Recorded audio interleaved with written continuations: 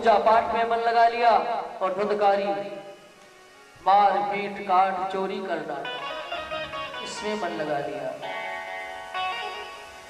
एक दिन धुंधकारी अपने पिता से जबरदस्ती करके घर के सारे बर्तन को बाजार में बेच दिया चोरी करके। पिता बोला तो उनके सामने अकड़ कर खड़ा हो गया, इसमें हमारा हिस्सा है, मेरे मन में जो आएगा सो करूंगा। आज आत्मदेव पुनः रोने लगे। एक बार जब रोए थे जब पुत्र नहीं था, और आज रो रहे हैं क्योंकि धुंधकारी जैसा पुत्र है। मेरे भाई बहन विचार कीजिए, आप ऐसे पुत्र से बिना पुत्र का ही ठीक है, भगवान को अपना पुत्र बना लो।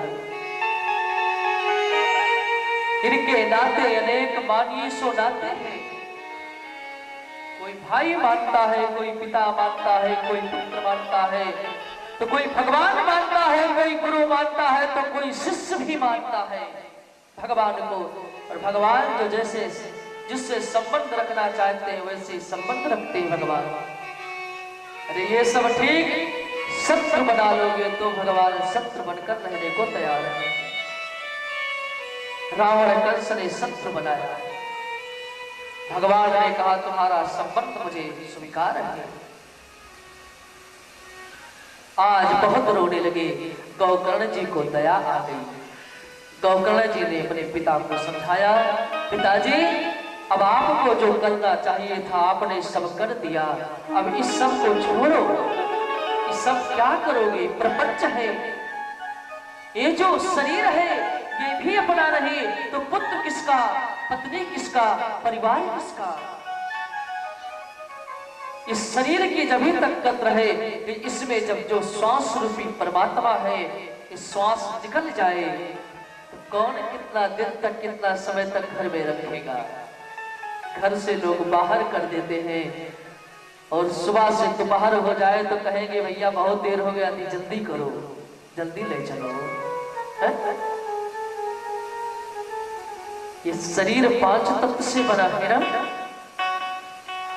छित जल पावक गगन समीरा, पंच रचित यत अधम शरीरा। छित जल पावक गगन समीरा, पंच रचित अधम शरीरा। छित जल पावक गगन समीरा, पंच रचित अति अधम शरीरा।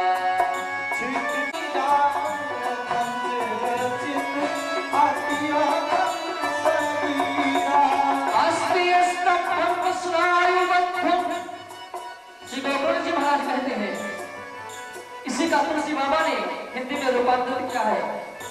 अस्थि स्तंभम स्नायुबद्धम मांस शोणितोलेपितम चरण भिन्नत्वं दुर्गन्धं पात्रं गोत्रपुरीश्वरो। इसी को तुलसी बाबा ने हिंदी में लिखा। छित जल पावक गगन समीरा, पंच रचित अति अधम शरीरा। छित जल पावक गगन समीरा, पंच रचित अति अधम शरीरा। श्री राम जय राम जय जय राम, श्री राम जय राम जय। जय राम जय जय राम, श्री राम जय राम जय जय राम।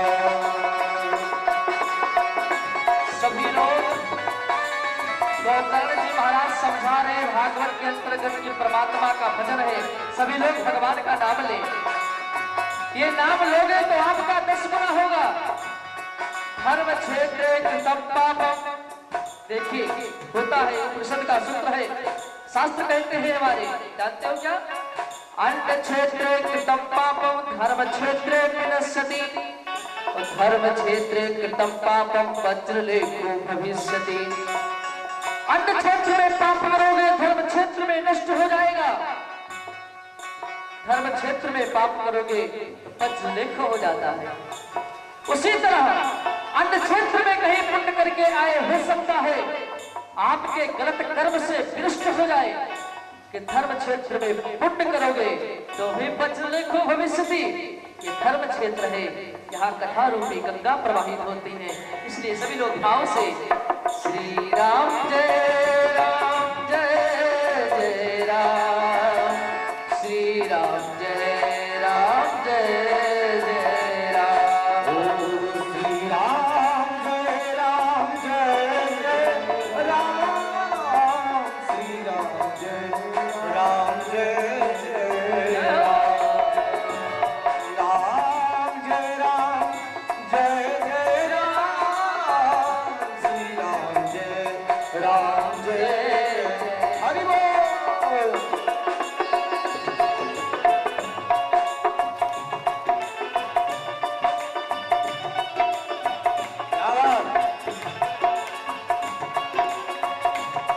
भगवान ने जिसको हाथ दिया है अपने दोनों हाथ खड़ा करो। भगवान ने जिसको दिया है, किसके किसके पास हाथ है ऊपर करिए। दशरथ राज दुलारे कौशल्या के प्यारे राम, दशरथ राज दुलारे श्री राम जय राम श्री राम जय राम जय जय राम, श्री राम जय राम जय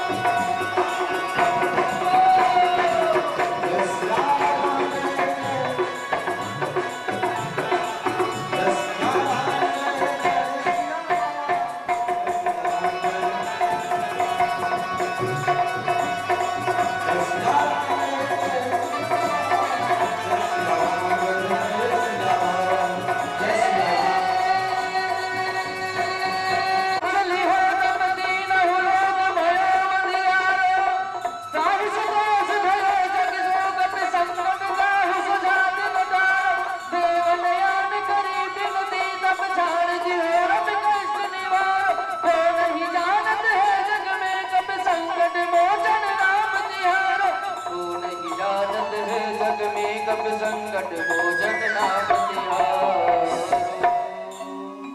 बोले राजा रामचंद्र भगवान की जय, श्री राधा माधव भगवान की जय। गौकर्ण ने समझाया, पिताजी आप तो स्वयं ज्ञानी हैं, तीर्थ क्षेत्र में चले जाएं, आप तब तक घर संभालना। दंडकारी ने कहा ठीक है। अब दंडकारी घर में अकेला हो गया। पहले तो वैश्यालय में जाता था, अब वैश्यालय से 5 वैश्या ला करके घर में रख दिया, घर को ही वैश्यालय बना दिया। एक पंडित का, एक ब्राह्मण का घर वैश्यालय बन गया। ये संतान लायक बन जाए तो घर मंदिर बन जाता है, और संतान ना लायक बन जाए तो मंदिर शमशान बन जाता है, श्मशान बन जाता है। आज धंधकारी ने घर को ही मंदिरालय, वैश्यालय, जितने भी गलत कर्म है सबका अड्डा स्थापित कर दिया। चोरी करता, एक दिन सोचा जाकर के राजघराने में कहीं चोरी करूं, जिससे ज्यादा धन मिल जाए, कुछ दिन तक आराम करूं। धुंधकारी गया चोरी करने, चोरी करके लाया, वैश्यों को धन बांट दिया। 5 वैश्य आपस में विचार करने लगे, देखो बहने, किसी ना किसी दिन ये पकड़ा जाएगा, चोरी करने जाता है, और पकड़ा गया तो हमारा भी नाम कहीं ले लिया तो मुझे भी दंड मिलेगा, इसलिए जो इसके पास धन है इसको लेकर के इसको मार करके यहाँ से चल दिया जाए तो अच्छा है। अपने मन में आज विचार कर लिया। धुंधकारी आया, भोजन कराया, पांचों ने सुंदर सुंदर मदिरा का पैक पिलाया। धुंधकारी ने कहा लगता है यार ज्यादा सेवा हो रही है, ज्यादा धन ला करके दिया हो ना, इसलिए वैश्याओं ने कहा महाराज अब जो कुछ समझ नहीं चले विश्राम करें। धुंधकारी अपने विश्रालय में शयन करने जाता है। पांचों वैश्याएं सेवा करती है, कोई चरण, कोई हाथ, कोई सर, कोई पंखा। धुंधकारी ने सोचा वाह जिंदगी, वाह किस्मत, राजे महाराजे की किस्मत क्या होगी। नींद आ गई, जैसे नींद आई ना पंखा फेंक दिया, रस्सी से ला करके हाथ पैर को बांध दिया धुंधकारी के। तब तक जगा, बोला क्या कर रही हो? बोले थोड़ा सेवा में परिवर्तन कर रहे हैं। अब चुप रहे। तब तक एक ने छाती पर सवार होकर गला दाब दिया, अरे मार ही डालोगी क्या? अब जो समझे चिल्लाना चाहा, तब तक एक ने ला करके जलता हुआ अंगार मुंह में ठूस दिया। धुंधकारी ने कुछ क्षण छटपटा करके तड़प करके धुंधकारी जय जय सिया राम हो गया और पांचों धन लेकर के यत्र तत्र चली गई। गोकर्ण को पता चला, गोकर्ण ने सोचा ठीक है मौत किसको रोक पाई है, एक दिन तो जाना सभी को है। कोई अच्छा कर्म करके जाता है, कोई गलत कर्म करके जाता है। आया है सो जाएगा, ये मृत्यु लोग है ना। आया है सो जाएगा, राजा रंग फकीर, कोई पालकी चढ़ चला तो कोई बंधा जंजीर। यहां से तो जाना सभी को है ना, जाना है, लेकिन कैसे जाना है एक कर्म निश्चित करेंगे।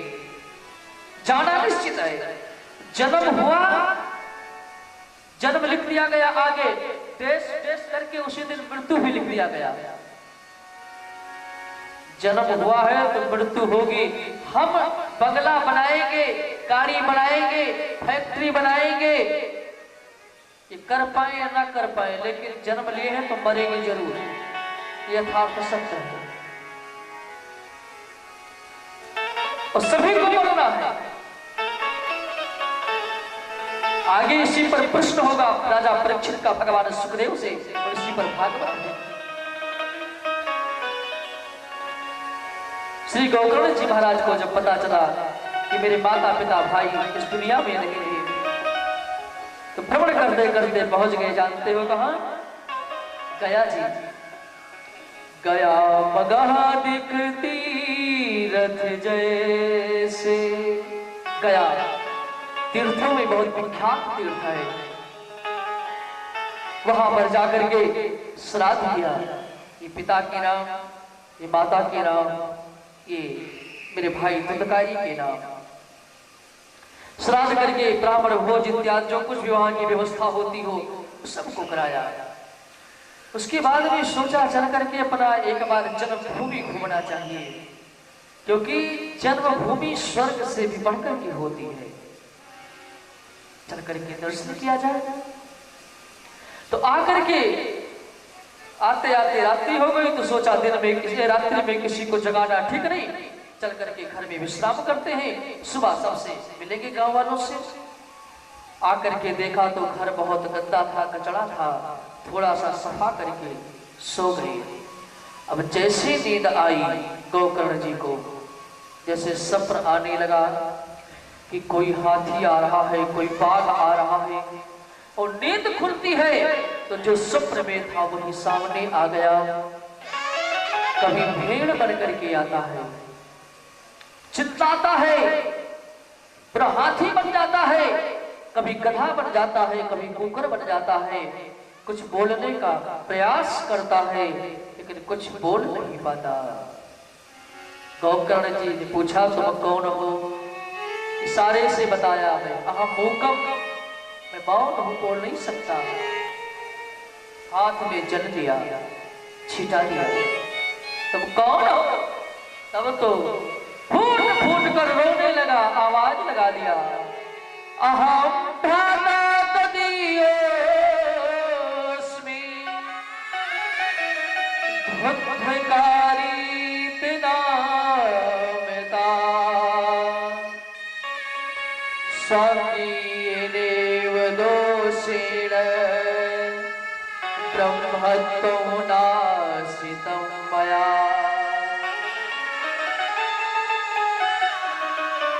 भैया मैं आपका भाई धुंधकारी हूं। गोकर्ण उठकर बैठ गई। तू धुंधकारी? मैंने तो तेरी मुक्ति के लिए गया में श्राद्ध किया, पिंडदान किया, क्या तेरी मुक्ति नहीं हुई? गोकर्ण ने कहा भैया मैं ब्रह्महत्या हूं, मुझे ब्राह्मण दोष है, न जाने कितने बालकों को मैंने मारा, न जाने कितने गलत कर्म किए। ब्राह्मण होकर के अपने ब्राह्मणत्व को भूल गया। और भैया आपने सब किया ठीक है, लेकिन मैं कोई साधारण प्रेत नहीं हूं, मैं बहुत बड़ा प्रेत हूं। गया में एक बार नहीं 100 बार मेरा श्राद्ध करोगे, मेरा पिंडदान करोगे, मेरी मुक्ति नहीं होगी। साधारण प्रेत का, साधारण कर्म किए हुए का वहां पर मुक्ति होती है। मैं तो बहुत बड़ा प्रेत आत्मा हूं। स्वयं धुंधकारी कहता है गया श्राद्ध सते नामपि, गया में श्राद्ध सते यानी 100 नामपि 100 बार गया।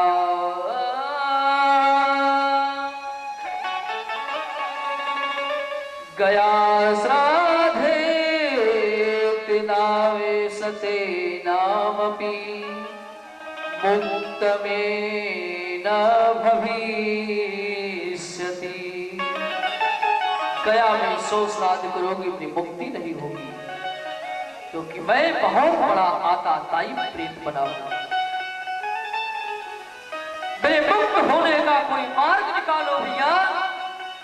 मैं जहां जाता हूं वहां से मैं मारकर भगाया जाता हूं। मेरी आत्मा इस जगह पर भटकती है, मुझे कहीं आश्रय नहीं मिलता, मुझे कहीं खाने को भोजन नहीं मिलता। मेरी मुक्ति के लिए कोई उपाय करो। गोकर्ण जी की नींद उड़ गई। कहा अभी तुम जाओ, मैं तुम्हारे मुक्त होने का उपाय सोचूंगा। वो धुंधकारी चला जाता है। सुबह हुई, गांव लोग आए, स्वागत किया गोकर्ण जी का। भैया तुम कहाँ चले गए थे? तुम्हारे घर में क्या क्या अनर्थ हो गया, क्या क्या हो गया, तुम्हें पता नहीं? गोकर्ण ने कहा भैया मुझे सब पता है। और गोकर्ण ने कहा यहाँ पर जितने विद्वान समाज है, ब्राह्मण समाज है, सबकी गोष्ठी करो, सबसे मैं कुछ पूछना चाहता हूं। सभी लोगों ने दौड़ लगा करके जो अच्छे अच्छे विद्वान थे सबको बुलाया। विद्वानों के सामने हाथ जोड़ करके गोकर्ण ने कहा महाराज आप सभी लोगों ने पढ़ा है, मैं भी जानता हूं कि गया में पिंड दान करने से जीव की शांति हो जाती है, जीवात्मा को शांति मिल जाती है, मुक्ति मिल जाती है। मैंने अपने माता पिता भाई के आत्मा की शांति के लिए किया, मेरे माता पिता तो मुक्त हो गए, लेकिन मेरा भाई श्राद्ध कर्म करने के बाद में भी बहुत बड़ा आताताई प्रेत बना है। उसके मुक्ति के कोई साधन बताओ, कोई उपाय बताओ। ब्राह्मण लोग मूक हो गए, मौन हो गए। क्या बता दिया जाए? ब्राह्मणों को प्रणाम करके भगवान भास्कर को प्रणाम किया कि हे प्रभु, तुभ्यं नमो जगत साक्षी, आप ही जगत के साक्षी हैं। समस्त कर्म के आप साक्षी हैं। आप ही कोई उपाय बतावे। सूर्य भगवान ने आकाशवाणी किया, श्रीमद्भागवतान मुक्ति सप्ताहं वाचनं कुरु। श्रीमद्भागवत सप्ताह ज्ञान यज्ञ करो, अपने भाई की मुक्ति के लिए उन्मुक्त हो जाएगा। अब तो करना ही क्या था। गोकर्ण जी महाराज स्वयं वक्ता बने, स्वयं विद्वान है, आचार्य है, ब्राह्मण है, स्वयं आचार्य बन करके व्यास गादी पर बैठे। और जब लोगों ने सुना कि कथा हो रही, बड़े बड़े संत परमहंस दौड़ पड़े कथा सुनने के लिए। और एक 7 काठ का बांस गड़ा हुआ था। देखिए, गोकर्ण ने जानकर नहीं गाड़ा था। कुछ लोग कहते हैं गोकर्ण ने गाड़ा था, नहीं, भागवत कहती है गोकर्ण ने उस 7 काठ के बांस को गाड़ा नहीं था, अभी तो पहले से गड़ा था। सब लोग आकर के कथा पंडाल में बैठ गए, लेकिन प्रेत आत्मा यानी वायु स्वरूपी होने का कोई शरीर तो होता नहीं। कब कहां प्रविष्ट हो जाए, कब कहां चले जाए, कोई पता नहीं है। लेकिन इनको भी ठहरना हो तो कोई स्थान चाहिए। इसीलिए लोग कहते हैं ना कि फला वाले पीपल वृक्ष पर ब्रह्मदेव बाबा रहते हैं, क्योंकि जानते हैं कि वहां पर रहेंगे, उनको ठहरने का स्थान चाहिए। तो वो आकर के धुंधकारी प्रेत आत्मा से उस बांस में प्रविष्ट हो गया। स्वयं वक्ता बन करके संकल्प लिया, अहम व्यास स्वरूपस्य गोकर्ण मम भ्रातः धुंधकारी मुक्ति हेतवे सप्ताह ज्ञान यज्ञ श्रीमद्भागवत कथा अहम करिष्ये, मैं कर रहा हूं। और कथा चलने लगी। कहते हैं एक एक दिन में एक एक गांठ फटती हुई चली गई, और 7 दिन में 7 गांठ फट गई। वैष्णवं ब्राह्मणं मुख्यं श्रोतारं परिकल्पयस्या एवं 7 दिनश्चैव शब्दग्रन्थि विभेदनम्। 7 दिन में 7 ग्रंथियां फट गई, और उसमें से एक दिव्य स्वरूप प्रकट हुआ। दिव्य रूप धरो जातस तुलसीदावस्य मंडिता पीतवासा घनश्यामो मुकुटि कुंडल लंबिता।